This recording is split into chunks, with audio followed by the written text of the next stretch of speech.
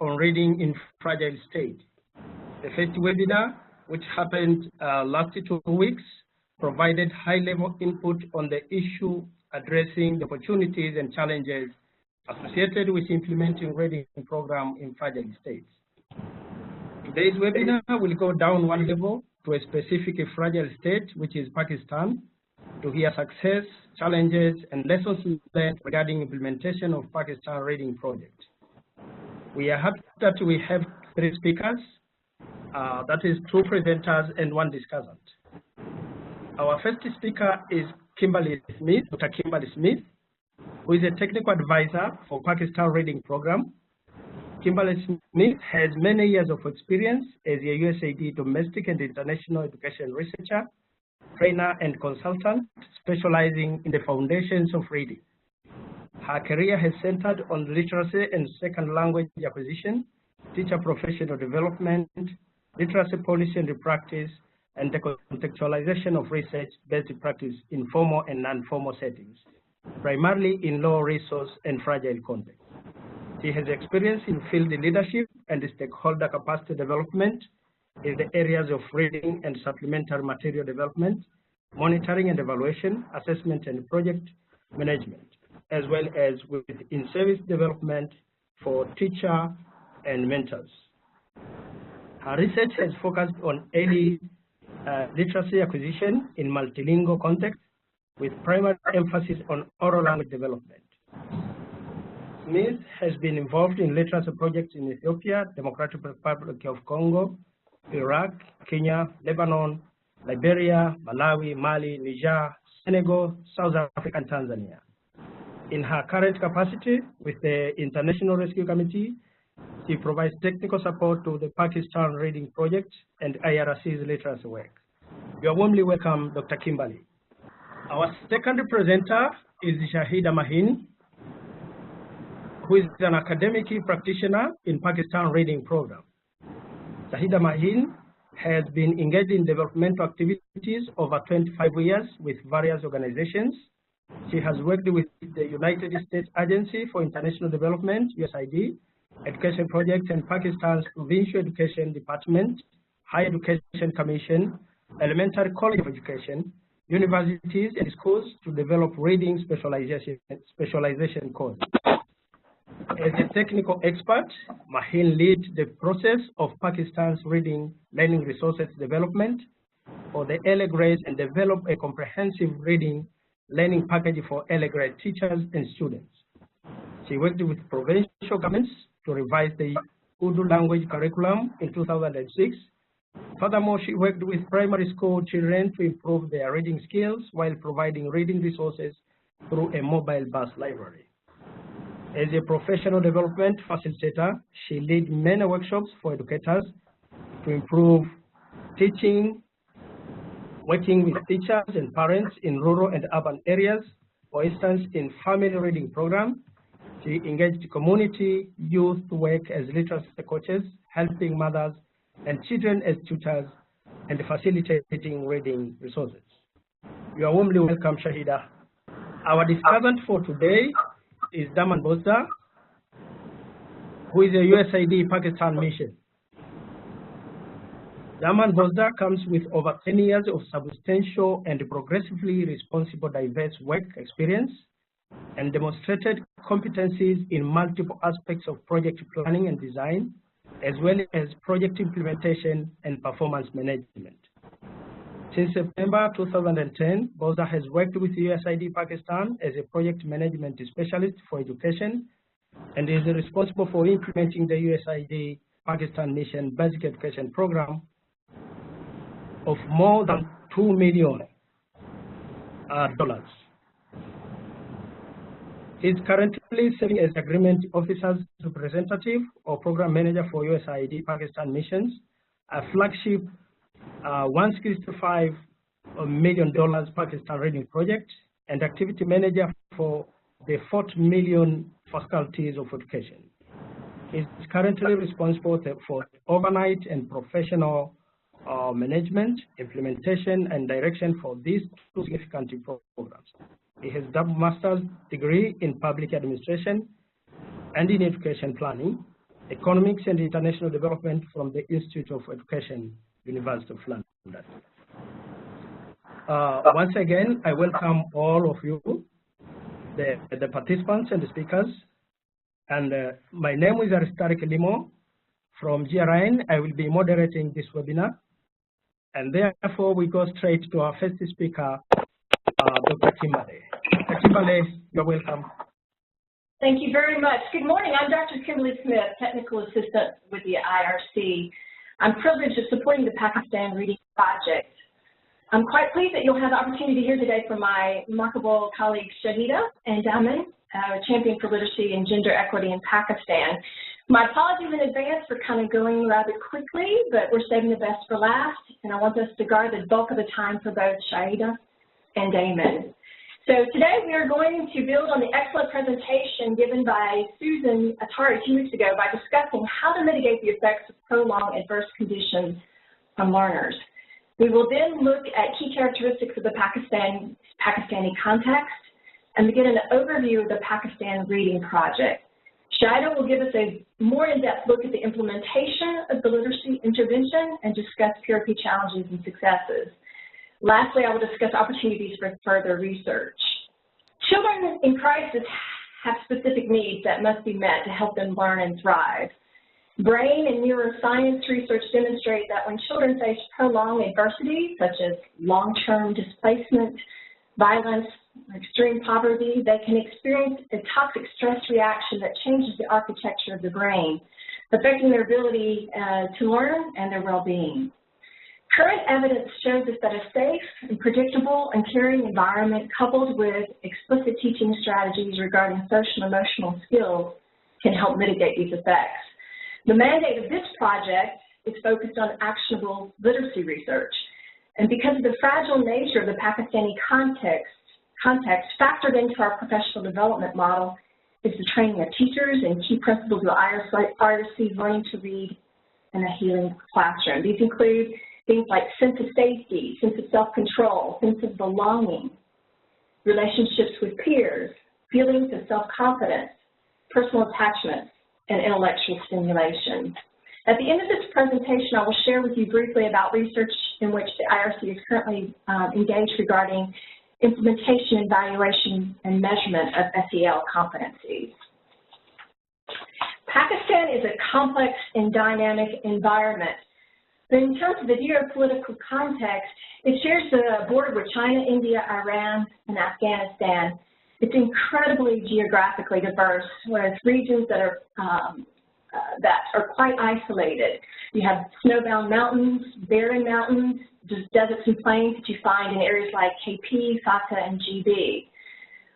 This makes some areas quite remote and difficult to reach. There are also ethnic tensions in Pakistan centered on differences of language and culture. A key illustration of linguistic and cultural complexities that can be found in Pakistan can be seen in Balochistan. In this region, there are 7+ different languages with no one language making up the overwhelming majority. So implementing a cohesive and comprehensive language policy is quite complicated and politically charged. And we're all aware of the security difficulties that have surfaced in Pakistan in the last 5 to 10 years. And the decline in secure environments have really limited opportunities to move and work within certain areas of the country. In the northwest mountainous region of Pakistan, we know that almost half of 1.8 million population of the Swat Valley fled the region, and they became internally displaced persons because of violence perpetrated by militant groups. And there are all too frequent acts of violence, often carried out in urban centers. Last year was an attack at a courthouse in Karachi and an act of aggression in a park in Lahore. According to the Directors of Education in Fata and KP, schooling in conflicted areas has suffered tremendously, with many schools being shut down or destroyed by militants. The Fata Directorate of Education found that 417 schools, including 133 girls' schools, had been decimated. Another key factor about the Pakistani context is the decentralized governmental system. Each province acts almost as a mini government, and each province has various degrees of infrastructure and policy. many provinces have relaxed systemic structures, particularly educational systems, which are contingent on government capacity, regional priorities, and budget. Pakistan also faces challenges around gender equity. A recent USAID gender analysis conducted in Pakistan found that there's low female labor force participation, particularly in decision-making positions. There continues to be threats of violence in gender relations, and there's a persistence of gender bias and stereotypes throughout the culture. We see a lack of equity within the education sector in particular. Education indicators in KP and FATA are low, but they're especially low for women. In KP, the literacy rate for women is around 32%, and in FATA, the literacy rate for women is around 3 to 8%. In KP, there are 54 colleges, 54 of those are for women, and 100 are for men. In FATA, there are 245 higher secondary schools, but only 41 of these are for females. There's also a problem with equitable representation in text. A recent UNESCO study, primary school textbooks, evaluated 194 texts from Sindh, KP, Balochistan, and Punjab, and they found that only 27% of the textbook characters were women and girls. The textbook content indicated a domain demarcation division based upon sex. Males were also assigned a wide range of activities involving intellect, imagination, organizational, and problem-solving skills, but not so for women. The content demonstrated conservative roles and reinforced patriarchal values. We also have some challenges around the literacy landscape. Now, Pakistan has a very rich literary tradition. Urdu poetry in particular has a long history with an oral tradition of public recitation. And although Urdu has emerged as Pakistan's official language, it is the primary language of only about 8% of the Pakistani population. And it's not the first language for a majority of the teachers and students within the country. This is particularly evident in the regions of Balochistan, AJK, Sindh, and FATA. And even though adult literacy rates in Pakistan increased dramatically between Pakistan and its independence in the 1990s, unfortunately, rates have stagnated over the last 17 years. Today, more than 1 in 3 Pakistanis of the age of 10 cannot read a newspaper or write a simple letter in any language. And on the structural level, national and regional governments have no provisions for explicit reading instruction and policies. Reading instruction is integrated into language courses, which are offered 35 minutes a day. Children learn to read via rote memorizations of letters and words. And there's an absence of a broad-scale, systematic, and developmentally appropriate instructional component skills.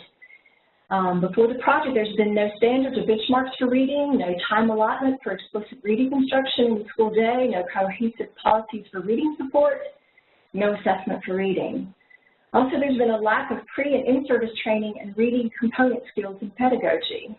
Primary school teachers, especially in rural areas, have little opportunity for professional development or engagement with other teachers, limiting opportunities for instructional innovation or improvement. And there's been an obstacle of insufficient reading material. Most books and other reading materials are either in short supply, outdated, or of low quality and developmentally not appropriate. And this has been true for Urdu as well as other home languages that we find in Pakistan, such as Balochi and Brabi and Saraiki. There's also been a lack of practice of reading outside of school. According to a 2014 study, children are seldom read to, they don't often read at home, and they haven't cultivated a habit of reading for pleasure. And although once heralding a vibrant library system established during the British rule, most of the libraries within Pakistan have been shut down. As of 2010, 16 of 23 districts in Sindh did not have a single public library. And as of 2011, only 602 of 50,000 public schools in Sindh province had a library, which represents only 1.5% of all the schools. So you can see that there has been a low reading achievement in Pakistan due to the conditions that we're facing. The national level data of ACER shows that in 2013 that on average 40% of third grade public school children in Pakistan could not read a single sentence in Urdu. And based on the Pakistan Reading Project 2015 AGRA baseline, we show that there's high percentages of 0 scores in the oral reading fluency and low percentage of correct letter sound knowledge. Well, the Pakistan Reading Project is working broadly within Pakistan, and we have a theory of change that is centered on what we know about teachers and learning. We know from research that well-trained teachers are instrumental in increased student learning. So the intervention design that for the Pakistan Reading Project is a fully orged teacher professional development package plus very high-quality teaching and learning materials. And we believe this will affect change in teacher behavior and lead to increased student achievement. Pakistan Reading Project is reaching 1.3 million grade 1 and 2 students. This is from the period of 2013 to 2018, and we're extending. The total estimated project, here you see is the amount there, and we're reaching 7 different region and provincial offices. Quite a big project. There's 3 main components of the Pakistan Reading Project. Component 1 is improved classroom learning environment for reading, and this includes our teacher professional development package. This is a very exciting element of the project. I wish we had time to go into this because this is quite innovative. We have a face-to-face component where teachers are oriented in PRP reading approach and the reading and learning material package so that they can begin to implement the intervention. Then we have our TIGs, the teacher inquiry groups, the learning circles. And these are cluster groups meeting once a month for a duration of the 2-year intervention. And this is where teachers are able to get more in-depth understanding of reading components and instructional practices. We have the mentoring component, and this is where school support associates and head teachers are able to give teachers that much-needed classroom instruction feedback. And we've also seen peer coaching kind of grow up organically within the project via WhatsApp and text. Now, Shahida will share about our supplementary material component, and we've also been able to develop the pre-service reading modules, which has been rather exciting. Component 2 is our systemic sustainable policy and practice. PRP is providing support to the adoption of key reading practices and policies at the national, regional, and district level through our reading improvement strategies. Component 3 is the community-based support for reading. PRP is working to reestablish a culture of reading that once existed in Pakistan. This is being done through small grants program, and PRP's well-received mobile bus library initiative is a part of this component. Gender equity undergirds all of our project work, and monitoring, evaluation, and learning is incredibly important with the project, and I will discuss this a bit more at the end of the presentation. Overall, project achievements are quite large in scope. And although there are other quality reading initiatives taking place within Pakistan, PRP is the only program operating at this scope and this scale. And as Shahida likes to say, it's really the Pakistan Reading Movement rather than Pakistan Reading Project. Are we contributing to the improved reading skills of students? Well, when we look at every subtask of orientation of print, phonemic awareness, letter sound fluency, familiar word reading, oral reading fluency, and comprehension, we're looking for effect sizes, decreases in 0 scores, and increases in average sub-skill scores. And that's what we're seeing. As you can see here, we have pretty large effects in oral reading fluency, letter sound fluency, reading comprehension, and with moderate effects in phonemic awareness and orientation to print. Within familiar word reading, we have done some course correction within the project and feel like we have been able to address this, and looking forward to C3 and the results we will get from that. We also see here that the decrease in 0 scores, this is urgent percentage of grade 2 students after 2 years of intervention in cohort 1, and you see how in the dark blue the 0 scores are decreasing with the end line. We're very encouraged and very grateful for the progress we're seeing. And now, dear Shahida is going to share a bit about the teaching and learning materials and our implementation process in the project. With the foundational skills of reading comprehension and what they are reading and improving their fluency. Yet most of the Pakistani classrooms are not equipped with educational material that promote reading. In our country, government schools is using textbooks. That is not alone enough to teach reading skills, and there is no supplementary material available to complement a structured reading program. So before the material development process, PRP developed reading standards. And as Dr. Kim mentioned, that we have this provincial education system. So every province has their own compliance level standards. And during the first year of implementation, PRP formed material development and the review committees in each province that comprise of representatives of the apex institutions, Bureau of Curriculum. We have textbook board to help review both teacher training modules and the materials, and the teaching learning materials to address the critical resources gaps. The packages we have developed, we have two types of packages. One package is for the teachers, and that comprises of daily reading lesson plans, flashcards, syllable charts, big books, and level readers, while the student package consists of student workbooks. Besides all these materials, we have also provided the classroom libraries, the corner libraries package, which consists of local writers' books. Now I'll talk about the challenges. The first we have learned, I always said, like, reading project is not a project. It's a reading movement where every stakeholder has to contribute their part. So there are lots of challenges we face during the project implementation, and we have clubbed them and made 6 categories. The first category is definitely the material development process.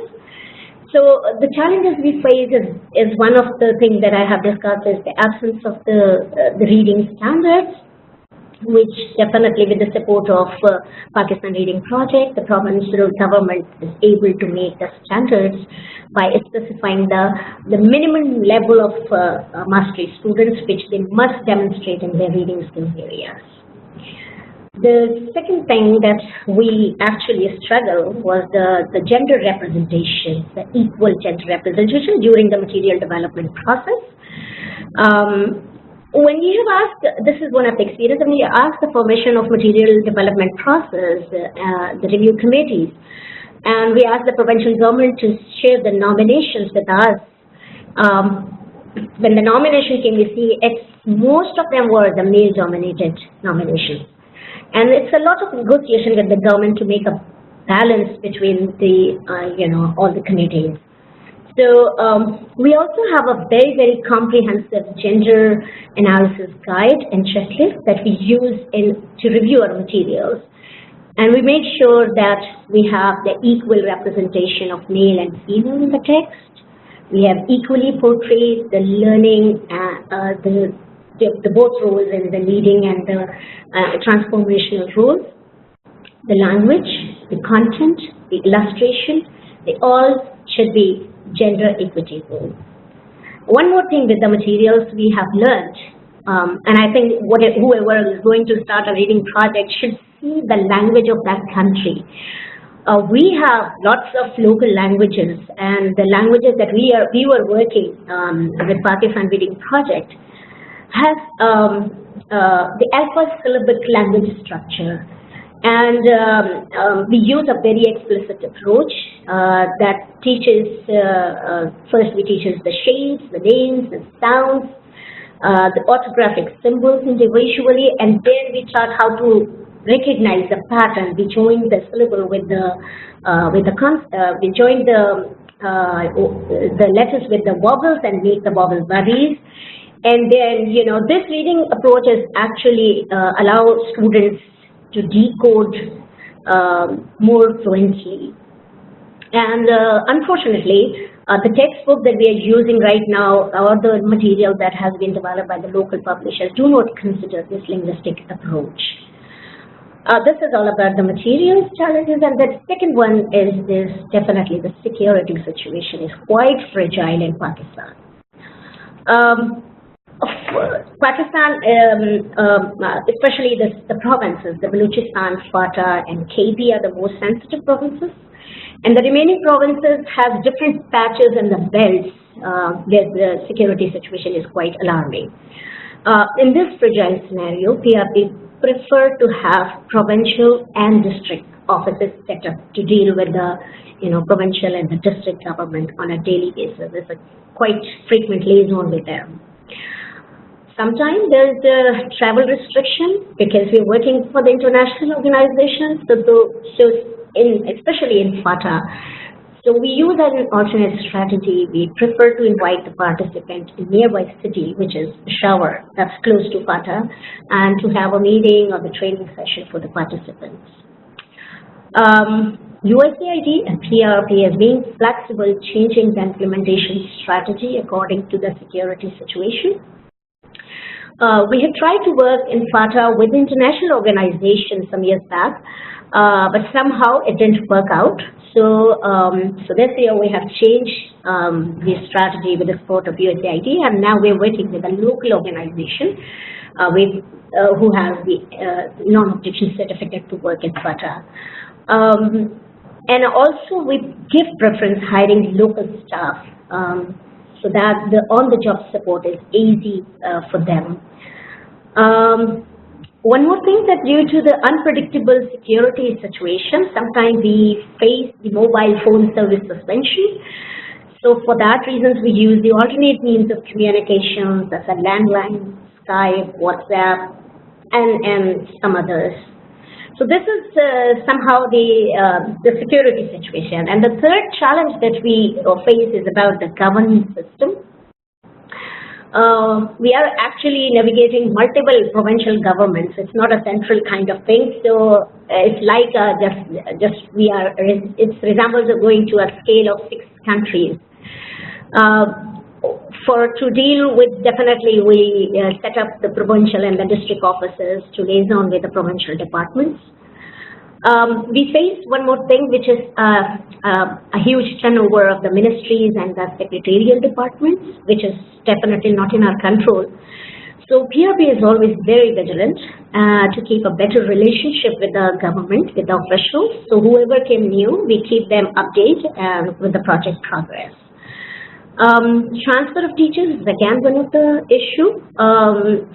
For that reason, because we have 2 years interventions for grade 1 and 2, so we try to keep these teachers for 2 years, work with the students. So we negotiate with the government and to keep a hold on transfer on PRP trained teachers, and we got quite successful response from the quite positive response from the provinces. The other is the gender equity. We have already discussed. It's a cross-cutting theme throughout the project. Is definitely we want all the activities should be the gender sensitive, and we give a full access to both girls and boys. Although we have no restriction of any position, I mean like that gender restriction for any position, but due to cultural sensitivity, we hired male provincial staff for male schools and female provincial staff. We call them school support associates, and we call female staff for female schools. So city schools, somehow their culture is a little acceptable, but in the rural areas, we are very sensitive about hiring our teams. And then in PRP, we have many leading positions are led by the women. I'm one of the example, and in my team, 70% are female. And then one of the challenges is the capacity building of the stakeholders. It's the biggest project of Pakistan, and reading is a new subject. So we are having multiple layers of hierarchy of the stakeholders. We have learned that the building capacity only for teachers is not sufficient.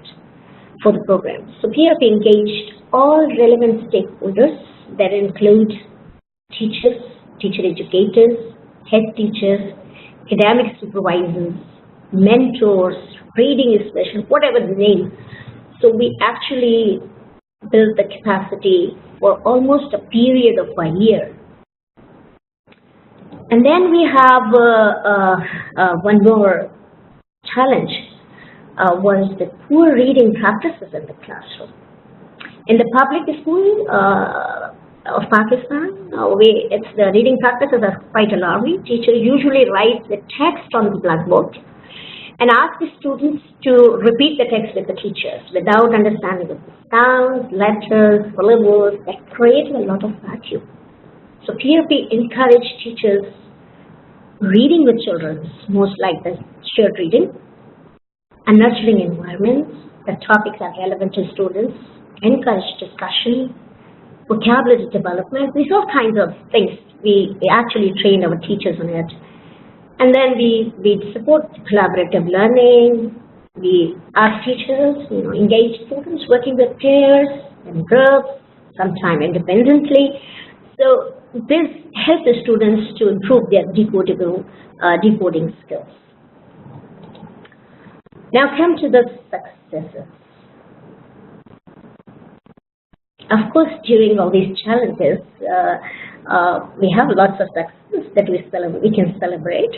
The first one is definitely the quality reading material and the training. The material that we have developed, it's accepted very wholeheartedly by all provincial government. And not only the public department, but also the foundation schools, the private schools, because we usually participate in different reading festivals, and where we got a warm welcome from the different other stakeholders, and they wanted to adopt our material. And also, like our training program, the teacher has been using a very systematic, appropriate, evidence-based teaching is very, very welcomed by the provincial government. And the teachers are using different materials in the classroom, so every single student of the class is engaged with the reading activities. The other thing which we can call it as a success is the reading policies. PRP sensitized the provincial government to devise the policies that support reading. And we engage different policy makers in developing reading improvement strategies. Those are focused on, I'm taking a few things which are coming from the reading strategies, and those are coming from this document. This is reading instructional time. Every single province has notified the dedicated time, and they're making it right now as a formal policy, and the dialogue is going on, but every single province is dedicated 35 minutes to 45 minutes for the reading instructional time. Reading assistant, we're working with the departments who are dealing with that. The reading curricula for the in-service and pre-service teacher. We have these two tiers, the in-service and the pre-service. So for the in-service, definitely we have a language curriculum available, and here we have a very strong negotiation with the government to enhance the part of the reading, because all other components are there, but the reading is not that much emphasized, and there is no standards integrated into that. So 3 of the provinces actually started, but the remaining 3 is in the pipeline. They are doing it. For the pre-service, with the support of Higher Education Commission, different universities and the colleges, we develop reading specialization courses. So a group of the student teacher who will graduate, the future teachers who are coming from the elementary colleges and the university, will have a sufficient knowledge and skills about the reading. The next is the community engagement. In Pakistan, we do not have a lot of access to the local community library. We were very rich, but currently it's not there. So to address this issue, PRP started a mobile bus library program somewhere in 3 years back as a way to provide access to the library service amongst children from low-income families and help them to reestablish a culture of reading in the country. And honestly speaking, we were not expecting, and it was received. It was very welcomed by the provincial government. And the MBL program is currently operating 4 buses. 2 are in ICT, one of the province, and 2 are in Sindh.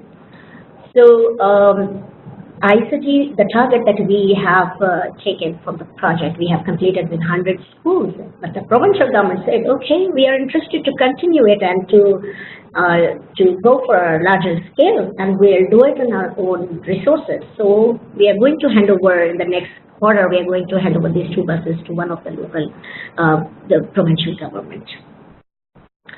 Then we have this valorizing mother tongue.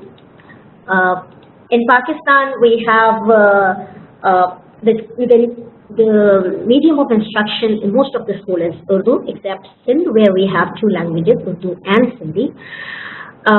In some of the areas of KP, we do have 2 Urdu with an additional support of Pashto language. So PRP is actually supporting these 3 languages, but to promote mother tongue, PRP is also working with the local writers who build their capacity to in developing reading instruction material. And the objective of this activity is to enable these local writers to develop more research-based reading material, and in order to have maximum number of material in local languages available in the literacy market. Currently, we have 15 languages writers who have been producing material, and we have done their sessions, and in the next quarter we'll be doing the next session with them. And then we have this promoting equitable representation. As again, is definitely our own materials, the trainings, all are gender sensitive, and we especially organize the orientation sessions on gender to raise the awareness on women's safety, sexual harassment, the educational material, the gender-friendly school, the stereotype roles of male and female, and all the stakeholders. We have a special training program on gender for them. The next challenge that we faced was the next success story. It's the print-rich environment. It's of course the literary environment emphasizes the importance of speaking, reading, and writing, and learning of all students. So here we support teachers to create print-rich environment in the class. The classroom has labels of the words, pictures, syllable charts, sight words, readers. Teachers made materials everywhere, so they get students constantly connect with the written language and foster the literacy skills. The important thing is, which I have observed, that of course, like not all the teachers are taking your things in the classroom. But one thing I'm 100% sure that they have actually created a very good print-rich environment in their classroom. And then the last one is the fostering safe and healing classroom practices. In public school, teacher reading with children or the shared reading, that's not a usual practice. But now teachers are encouraged to do create a nurturing environment that encourage discussion, cognitive reasoning, vocabulary development, and foster creative and analytical skills. So this is all about the success. I would ask Dr. Kim to continue with the next slide. Thank you so much, Shahida. We would like to lastly look at opportunities for further research. We know that building a body of evidence for fragile states is important, and like many organizations participating on this call, the IRC is committed to investing in actionable research. Within our projects, we're measuring theories of change and collecting additional data where there are gaps in evidence. And we, the development community, are making good strides in building a body of research around literacy in low resource context. The recently published USAID Landscape Literacy Report outlines strengths of evidence that exist and where there's still gaps. And these we were highlighted particularly with higher order thinking skills, multilingual learning, also intervention dosage and delivery. And as a reading researcher, I can outline many questions I believe are worthy of further investigation. That said, there's still very limited data for interventions in fragile states. There's a need for investment and actionable research. Without a more robust evidence base for education in crisis settings, practitioners, donors, and policymakers will lack the knowledge required to make informed decisions about the most effective programs and approaches in which to invest scarce time and resources. Also, evaluating programs at scale, we have an opportunity within PRP. Clearly, we have encouraging results measuring the impact of the full package of our intervention, of our teaching learning materials and our teacher professional development package.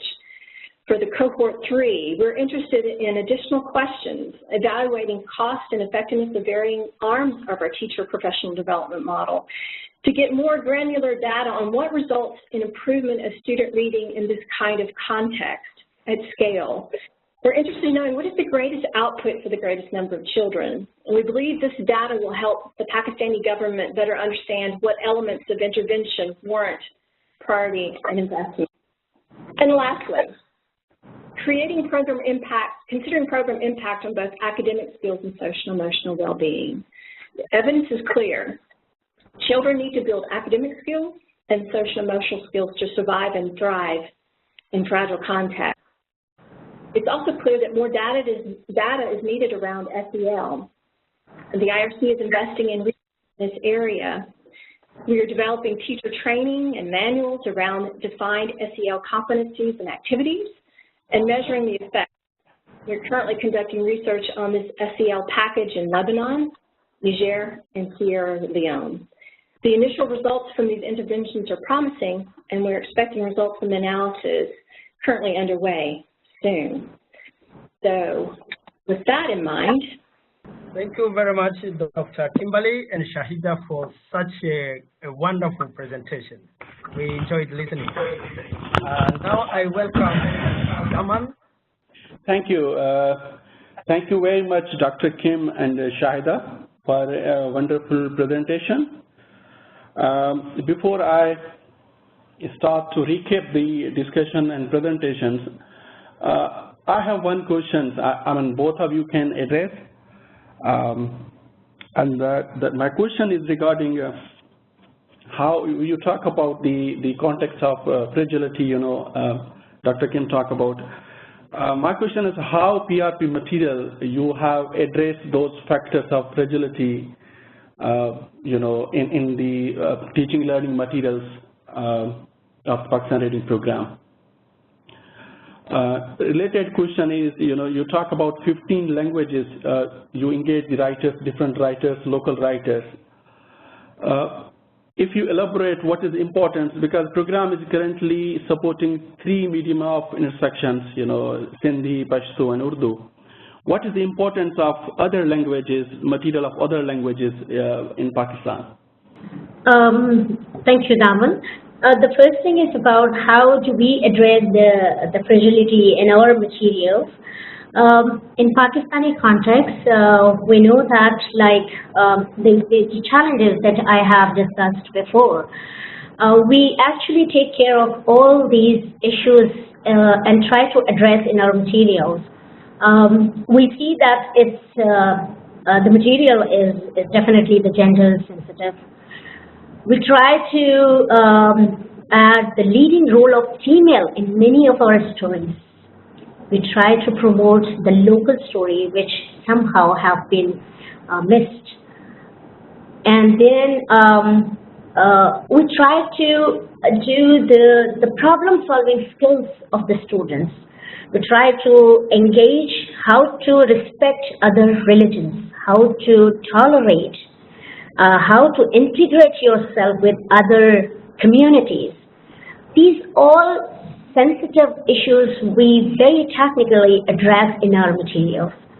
So that is one of the ways where every province is actually respecting it. And we know, like, it's in a very fragile country, we have to address the text, so the student can hear, student can read, and teachers can also help them to tolerate and to just address all these issues. So this is one of the things that we take care of it. The other thing that you have asked about the material, the mother tongue languages, of course, like all the research is showing that the students have been learning in mother tongue in the initial early grades. The learning is more long-lasting, and the new ideas for the upper grade has become more easier to absorb and grasp. Of course, we have this issue, like in Pakistan, we have this medium of instruction of one language. In Pakistan, we have these 3 language limitations with us. But we also know that a lot of communities and a lot of languages are interested to promote, and they are inventors. So they are interested to promote their languages. So that is one of the forums that PRP supported them to come up with the materials in their own languages. Interestingly, the writers to whom we are working with, they have shared the good videos with me, and I'm surprised to see them when they were testing their materials with that particular language students. And students were so comfortable listening to them. So I think that helped us not only in Urdu and not only in Sindhi or Pashto. We will have, after this project, we're building the capacity of the writers, and these all writers are connected with different publishers.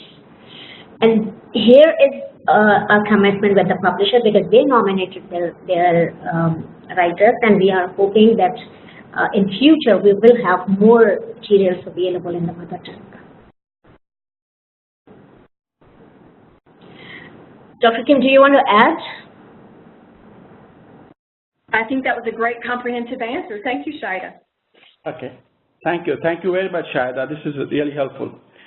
If I have to recap the discussion and presentations, based on my experience working with managing the Pakistan Reading Program in Pakistan, like Dr. Kim and Shahida said, there are lots of many successes.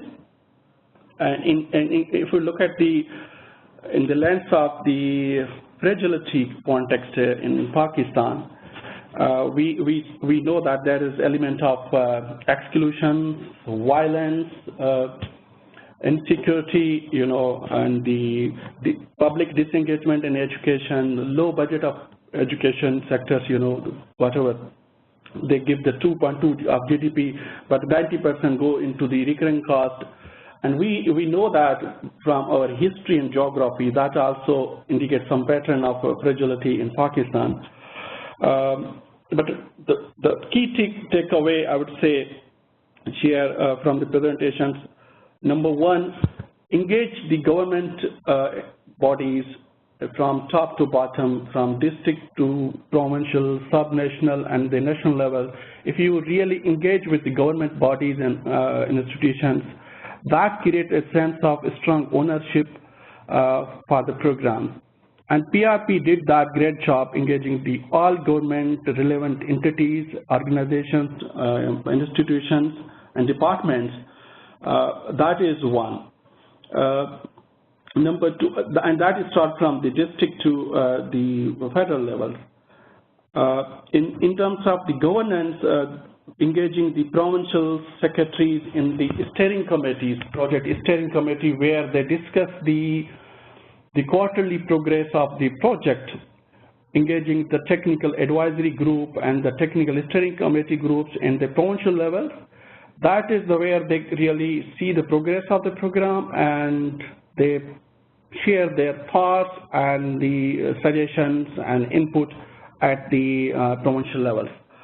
We know that Pakistan, from 1947 to 2018, when we do have 18th Amendment, there's a lot of transactions, because in the 50s, it was actually basic education is managed by the local bodies, and then 60s it was suddenly given to the central authorities to manage basic education, and 70s we see that there's other transactions, to give education to the provincial authorities, and in 2000 we see that again basic education is given to the district education authorities, and 2010 is the 18th Amendment, education is now the responsibility of the provincial government.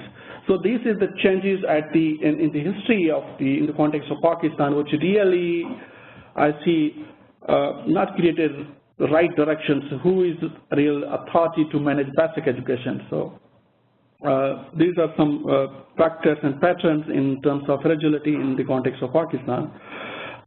Material development, I would say, Pakistan Reading Program is totally dedicated and have a lot of success on 5 Ts. I would say 6 Ts. 3 Ts, Dr. Kim and Shahida has highlighted regarding teacher development, material, text, and the tongues. I would highlight, say something on the testing, which is the assessment part.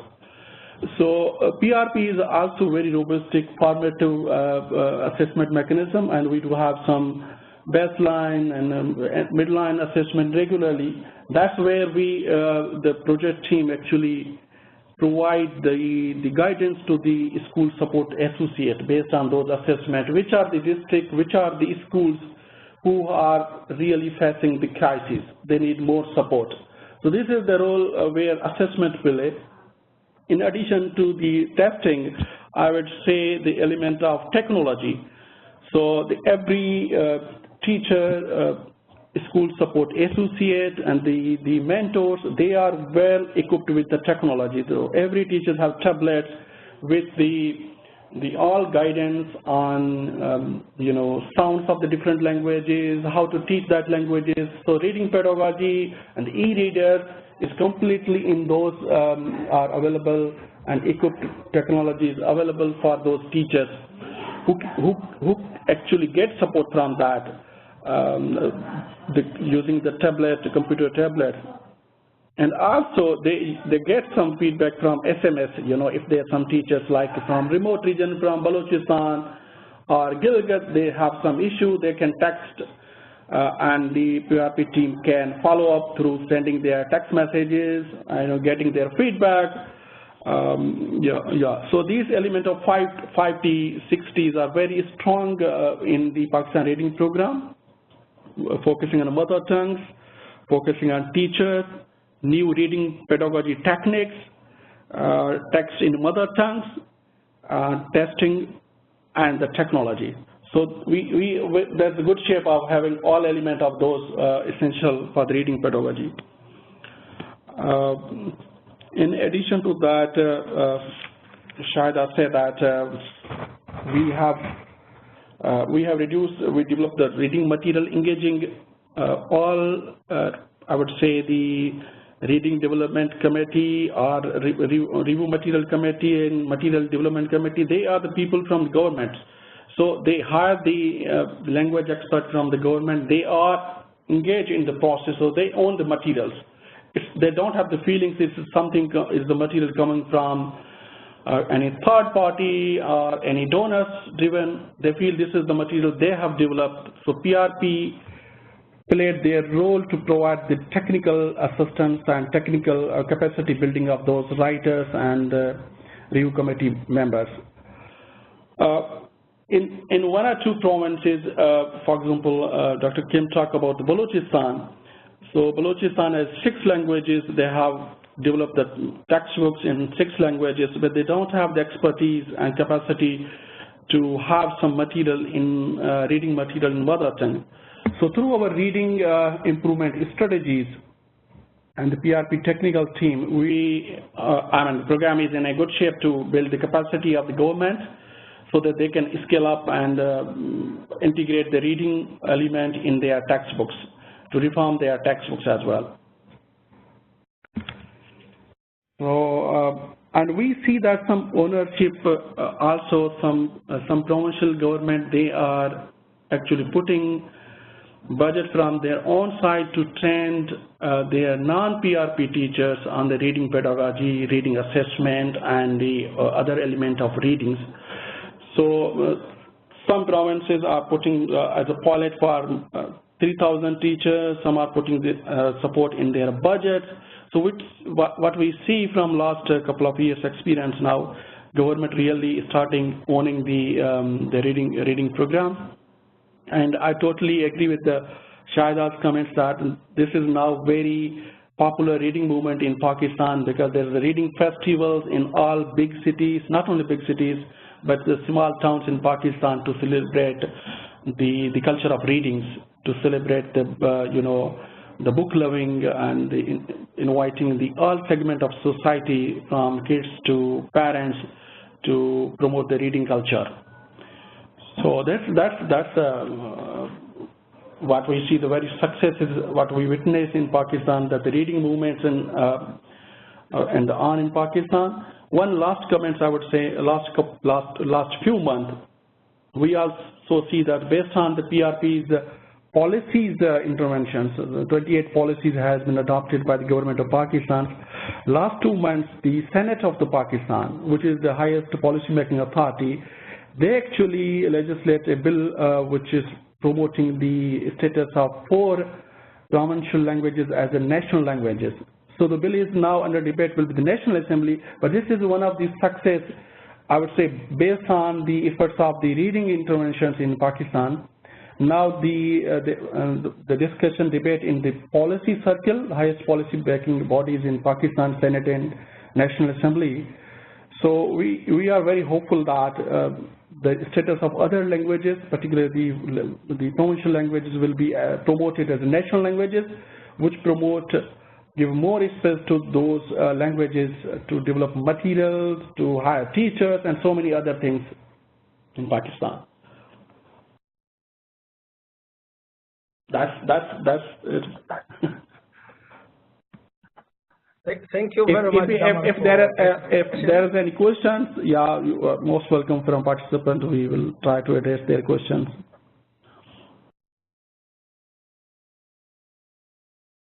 Thank you. For Daman, and we are running short of time. We have 1 minute left, but we have 2 questions from our participants, and I would like Shahida or Dr. Kimberly to address them very briefly. The question is, are there different provinces, and is there any provision of making similar textbooks among them, or they are independently produced? The second question. Can I answer it, or can I? Should I repeat the first question? Yes. No. Can I answer it? Okay. Maybe I mentioned the 2 of them, and then you address them both. Sure. Because they are related.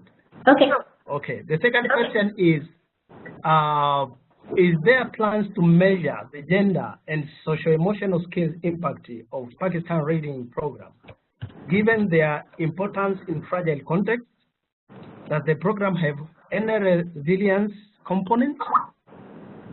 Now you can answer that. Thank you. Okay. So the first question is about the different provinces, and as we have mentioned that education is a provincial subject right now, so every province has their own curriculum, and which is, of course, the national context will remain the same, but their own context, the provincial context is addressing in their own curriculum. So we cannot use the similar textbooks. So it's the textbook, the greater side is almost the same, but they independently produce the textbooks. That's my first answer. We have only 2 regions right now who is getting, because they like AJK and GB, they're getting help from the big provinces. So but this time I'm looking like they are more interested to work on their own. So it's more like that dependency. The next question, Dr. Kim? Yes, unfortunately that is not part of the project design. So there are other projects of which we're looking at these kind of things, but not within this project. Thank you for the question, and I'm most grateful for Daman and Shahida for your time. Thank you. And the third one is that they plan to measure gender and socio-emotional skills impact. We did have a gender study which recently completed, and very soon the report will be shared with the USAID and the other stakeholders. So all these points that you have mentioned, it's already addressed there. So that I think that will be helpful. The report will be helpful. But we actually measure all the socio-emotional, economical skills that impact the reading skills. So that is also part of it. Thank you very much. Well, now we are getting to the end of this webinar. I would like to thank you all, Dr. Kimberly, Shahida, and Daman, for being part of this webinar, and also thank the participants for participating in this webinar. We are looking forward to see you again in our next webinar for August, which is scheduled for August 9th, which will focus on understanding supporting reading. So we warmly welcome you on this webinar. It is about understanding math in supporting reading. That will be in August 9. We will put them in GRI's website for you to see, and to get the link which you can join for the webinar. Once again, thank you very much. Thank you. Goodbye. Bye.